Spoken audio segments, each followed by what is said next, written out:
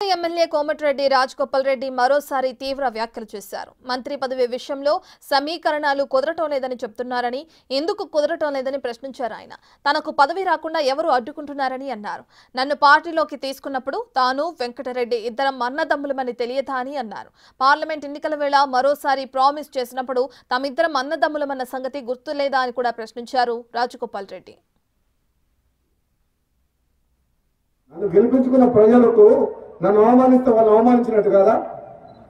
మునుగోడు ప్రజలకు అన్యాయం చేసినా రాజగోపాల్ రెడ్డికి అన్యాయం చేసినట్టే. మీ అందరికి అన్యాయం చేసి ఇక్కడ అభివృద్ధికి నిధులు రాలేదంటే నేను శాసనసభ్యునిగా నేను సంతోషంగా ఉంటానా? అంటే మీకు అన్యాయం జరిగితే నాకు అన్యాయం జరిగినట్టు కాదా?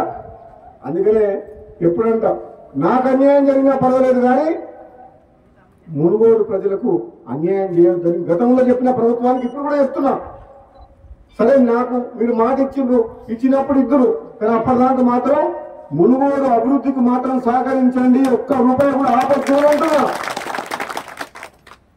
ఇస్తామన్న మాట ఆలస్యమైంది, సమీకరణలు కుదరలేదని అంటుండ్రు. ఎందుకు కుదురుతారో సమీకరణలు? మనసు ఉంటే మార్గం ఉంటుంది. ఎవరు పుల్ల పెడుతున్నారు రాకుండా ఎందుకు కుదురుతారో సమీకరణలు?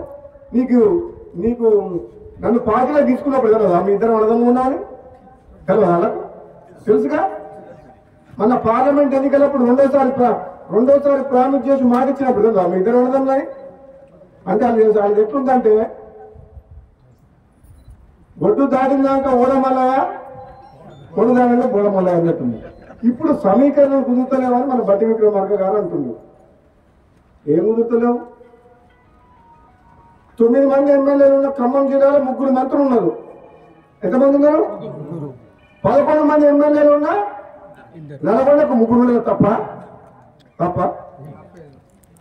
మహబూబ్ గారికి ముఖ్యమంత్రి ఇచ్చినాం కదా మనం. రేవంత్ రెడ్డికి ముఖ్యమంత్రి ఇచ్చినప్పుడు ఇద్దరు తప్పేంది? ఇదే నమ్మడం ఎవరన్నా తక్కువ ఇద్దరికిద్దరే గట్టలమేగా ఇద్దరం. నేనేమంటున్నా, పదవి ఎవరికి ఎప్పుడు ఇవ్వాలనేది కాంగ్రెస్ పార్టీ అధిష్టానం నిర్ణయం తీసుకుంటుంది. ఆలస్యమైనా సరే నేను ఓపిక పడుతున్నా.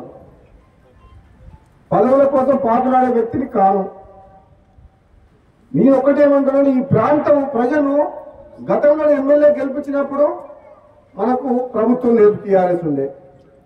ఇప్పుడు ఎమ్మెల్యే గెలిపించారు, మన ప్రభుత్వం ఉంది. కనీసం ఇప్పుడు ఈ ప్రాంతానికి అన్యాయం చేయొద్దు. ఈ మునుగోడు నియోజకవర్గంలో అన్ని రంగాలు అభివృద్ధి చేయాలి.